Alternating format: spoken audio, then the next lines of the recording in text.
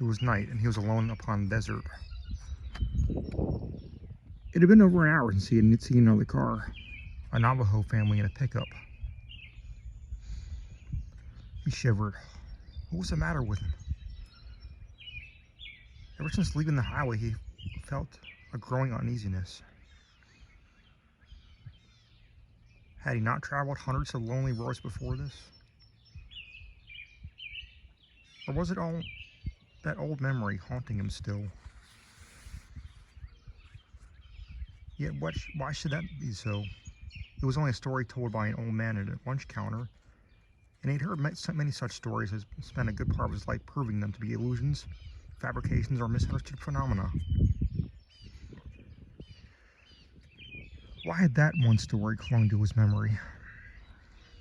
Was it the old man himself? He drove slowly, watching for the turnoff he had been warned would be hard to find. The road was a mere trail among low sandhills, with the dark outlines of square-edged mesas looming up against the sky.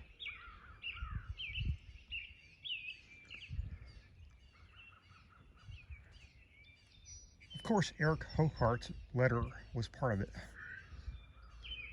That letter had come from a badly frightened man, and no man he had ever known was more cool, conscious, concise, and self-sufficient than Eric Hogarth. There was no sound but that of the car itself, nothing to see but that narrow avenue of light carved by the headlights through a tunnel of darkness. He leaned forward, peering in the night, trying to see the turnoff in time. On impulse, he pulled over and stopped, shutting off the motor and the lights. He sat very still in the darkness, listening. Listening for what? With the lights out, the desert was gray tufted and with black spots of desert growth. Here and there loomed tall columns, and one rocky mass shaped like a pipe organ. It was absolutely still. How rarely, he thought, can a modern man experience total silence?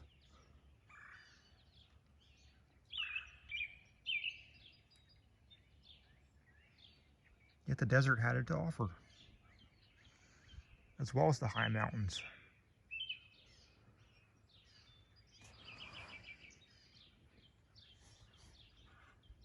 Opening the car door, he stepped out into the chill night air, but he did not close the door behind him. The sound would have seemed like an obscenity in this all-pervading stillness. A step away from the car, he stood listening. What he hoped to hear was the approaching sound of Eric's four-wheel drive vehicle. No doubt he was still too far away. Somewhere in the canyon ahead, Eric had suggested. To the westward lay a long mesa, stark and black against the sky. That would be the one Eric had mentioned in his letter. It was also the one he himself remembered. Almost 10 miles long and some 2,000 feet high. The last 300 to 500 feet sheer rock. Had he ever mentioned to Eric his knowledge of that mesa? As he turned back to the car, something flared in the corner of his eye. Turning quickly, startled, he stared at the flare on the mesa's dark rim. For a space of what must have been 30 seconds, it flared, changed color slightly, and vanished. He stared at the end of the mesa where light had appeared. A campfire was unlikely at that height and in that location. A crashed plane? He had heard no sound of motors, no explosion, seen nothing except that odd flare. Puzzled and more than a little disturbed, he got back into his car, and a half-mile farther he found the turnoff for which he was watching. He turned down a sandy slope and drove along the bottom of a dry wash. From here on, he had been advised it would be rough going, even for a four-wheel drive, but he had a shovel in the back of his car and some steel mesh he could unroll if necessary. Many desert roads followed washes, but he never liked them. This was not the season for flash floods, and the skies were clear, but flash floods had a way of happening when least expected. Long ago, when he was only a teenager, he had watched a man lose all he had in just such a flood. The man had given him a lift, and it was raining hard in the mountains. They had reached a wash. He had warned the driver it was not safe. The man had merely smiled tolerantly and started across the wide wash. Unhappily, about 2/3 way across, he got stuck in the sand. Working to free the car, they almost missed hearing the roar of the oncoming waters. A strange coolness touched their faces, and startled, they looked up. A wall of water, no less than 8 feet high, with great logs riding its crest, was sweeping around a bend of the narrow canyon.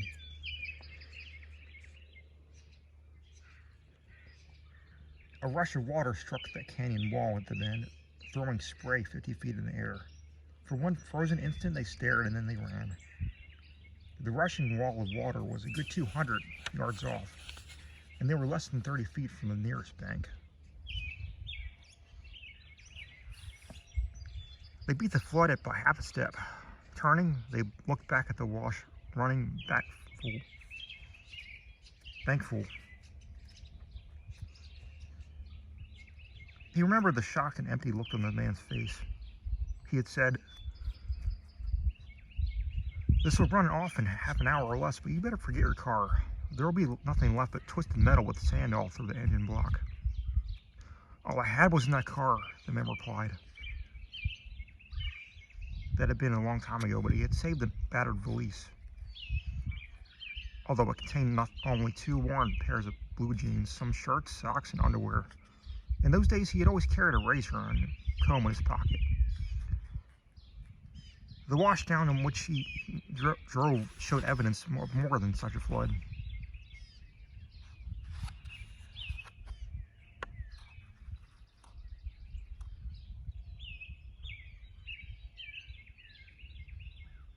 Brush and debris were piled against rocks and trees, some of it quite recent. In this country, you worried when there were clouds over the mountains, and flash floods roared down the canyons, and there was not a cloud in the sky. Leaning forward, he peered at the Mesa rim, but all was dark.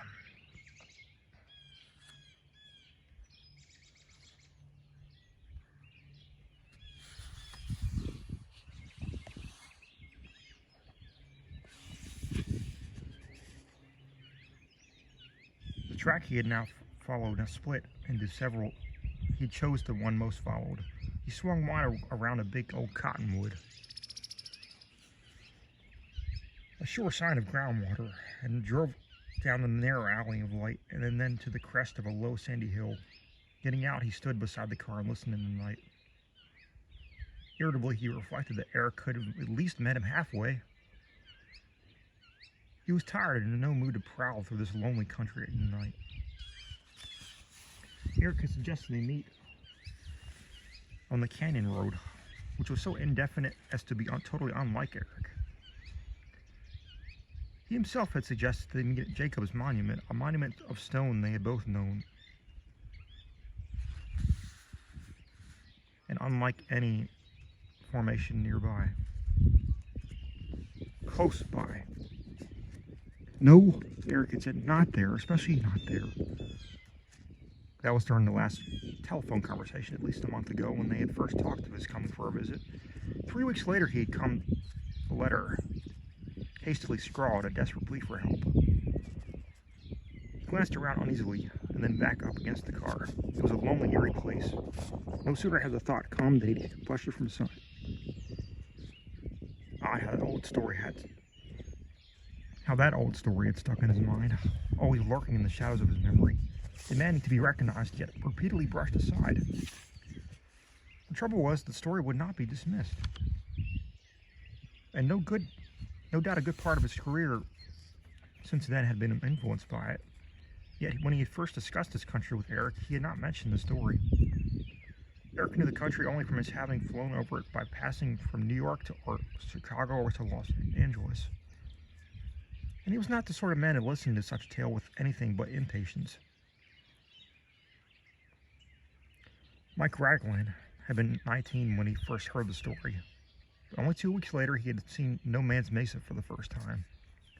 He had been employed on the old Catherine mine near the Colorado River when the decision was made to cease operations for a while.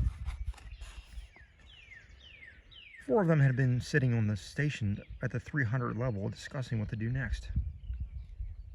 They were eating their lunches with small appetite, as they would now be out of work and jobs were scarce. He had commented that he did not know where he would go.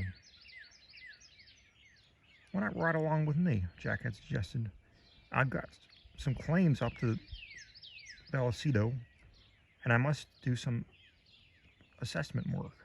There are mines around Durango and at Silverton, and you might find a job." With nothing better in sight, Mike Raglan agreed. Jack was a machine man and had been running a stoker on the same shift with him of several months. He was a congenial, easygoing man of 60 or more with memories of the great days at Goldfield, Tonopah, Randsburg, and Cripple Creek. He had grown up in the Four Corners area, and his grandmother had been a Paiute. He spoke the language well. They had driven to Falstaff and then to Tuba City. Farther along somewhere, they had turned into an old trail for Navajo Mountain. There were a few places Jack hesitated to go with his old car. Its high center appeared enabled it to straddle rocks that would have disabled a later model. He carried a kit of tools, a spare fan belt, and odds and ends of nuts, bolts, and baling wire, as well as an axe, shovel, and saw. There were always a couple of 5-gallon cans of gasoline, one of water, and a roll of steel mesh used in crossing deep sand. There was literally no other place he would not go when traveling or prospecting. They had been eating supper in a Greasy Spoon restaurant in Flagstaff when they met the old cowboy. He was an acquaintance of Jack's from years past. "Know this country," he said to Mike. "When I was your age, I cowboyed all over, rode for the Hash Knife and the French outfit, and then I'd taken to hunting for the Lost Adams gold. Found color here and there, made a living, punched cows around Winslow and down on the Big Sandy. Then I come back to this country and prospecting again." He peered at Mike. "You're young, years ahead of you. You prospecting?" "I'm rustling for a job. Jack and me work together down Arizona way." Reminding myself when I was your age, full of dreams of what I'd do if I struck it rich. "Well, I never got rich, but I did make a good living. Found me a good woman, too. Still got her. Got enough nerve to last our years." He sized Mike up. "You got nerve, boy? You easy scared?" "About the same as most." "He's got sand," Jack interrupted. "See him in action, he's a scrapper and a damn good one." Jack got up. "I'm turning in, Mike. We'll pull out at daybreak." "I'll finish my coffee," Mike said. The old man filled their cups and leaned back in the booth and looked at Mike. "Boy, I'm 88 in my last birthday. I can ride as good as ever, but I can't climb. Don't want to anyways. Like I said, we got enough to put by, me and my woman. We lost a boy, never had no others. Never told my story to anybody, never felt no call to, but didn't want to be called a liar. Folks always did figure I'd struck a pocket, and I surely did." He chuckled. "Only it weren't raw gold, but refined gold. Pure. I found some all right, and there's a plenty where it came from, but if you aren't scared of hyenas and the like..." 88, that's what I am, and my woman's almost as old. No way you'd figure, do I have much time left? I never told my old boy. I was scared for him. Never told nobody till now, and I'm fair itching to get it off my chest before I go. But I'm warning you, boy. Get you some gold and get out. Don't try to stay, and once out, for God's sake, don't try to go back. They never knowed what I found. They hunted me, But believe me, nobody's going to trail this here coon across no desert. Nobody. They never knowed who I was got through and found. And I fought shy of that country ever since. I tell you, boy, there's things about this world nobody knows. And that their desert now, that mountains around Navajo and east of there, that's wild country, boy. Wild. There's places yonder you see one time and they never look the same again. There's canyons no man ever seen the end of, nor ever will, either, unless they get through the other side. The other side. That's what I said, boy, the other side. Folks are always forever saying there's two sides to everything. Well, why shouldn't there be only two sides, you know? Why not three or even four?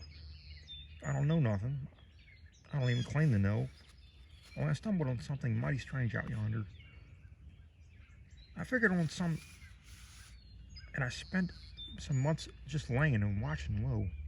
I ain't claiming I know how it works, but I know when. I don't know what causes it or how such things can be, but it worked one time for me. Trouble is, they knew. Somehow they knew. Only by the time I got there, I was going, and I stayed going. He took a swallow of coffee, wiped the back of his hand, went across his mustache, and said, "I'm going to give you a map. It's only on canvas. It's on canvas, and I made it my own self. Only part of it was copied from a gold plate on the wall. That part I knew nothing about. I copied it, figured it was the key or something. I don't know. Something, I don't know what. You found pure gold? Was it high grade? Jewelry rock? It was refined gold, boy. Discs like size of a saucer. And there was cups, dishes, and that or like. And like that besides. Mike Racklin remembered the evening. He liked the story, but he was a skeptic. The West was filled with stories with buried treasure and lost mines, treasures whose value increased as prices inflated. Years ago, the treasures had been worth $30,000 or $60,000, but all figures had become astronomical, so the value of hidden treasures had inflated as well. 30 million was a popular figure nowadays. Even if half the stories were true, a large part of the population must have been engaged in burying treasure and losing mines. Outlaws were popularly supposed to have buried their loot when most of them couldn't spend it fast enough. Most of them spent their loot on wine, women, and song, although there's not much record that they wasted much time singing. I've got a map. Here was the pitch. The map of the hidden gold would be sold only to him for X number of dollars. Well, he heard that pitch before and he still had his first map to buy. How much? Ain't for sale. Not for any price. I aim to give it to you, son. But I'll warn you. I'm giving you grief. At least you do as I did. Study it, learn it well, then make your move and get out. There's no other way. The old man was silent as they refilled their cups. I gotta warn you about that country, boy. I've been there 20, 30 times maybe. Just when you think you know it, somehow it's all twisted, all bally which way. You stand where you stood before and nothing looks the same. Nothing even feels the same. Did you ever wake up in the night and find everything out of kilter? The door seems in the wrong place. Everything switched around. That country can be that way, only it doesn't stay that way for minutes. It's like that for hours.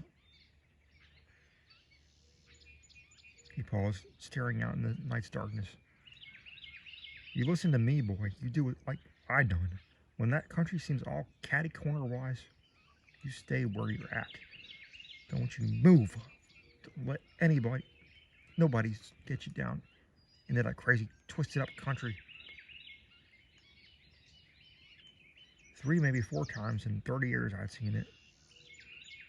Each time I had sense to stay right where I was. I had me an old burro them days. Canny beast. Followed it all over Mesa and Canyon for nigh 30 years. It was that old burro leading me, learning me.